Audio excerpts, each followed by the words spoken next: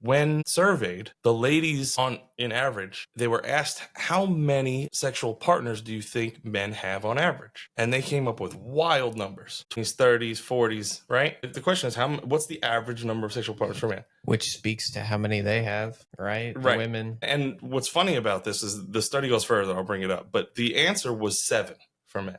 Okay. And that's in a lifetime. 7 is the average sexual partners for a man in America. Ooh, I'm above average. Right. Now, let me put this stat into existence too. Women's average was 4. There's no 4. way. And let me tell you why. There's no Let me tell you way. why. Let me give you the answer. When men report sexual competency, we report up. We want to sound like we're a player, and we always report higher than what it actually is. So 7 is probably over exaggerated, because I guarantee you a lot of these men didn't want to feel insignificant, and their answer is actually probably 1 or 2, but they said 6 or 7.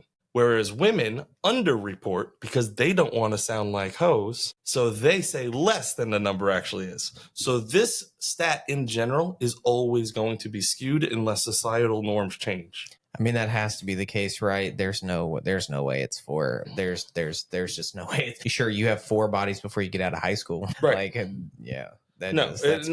And that's reported, and that's also women that are up till their 60s and 70s now, because the people that were being surveyed were surveyed over a lifetime.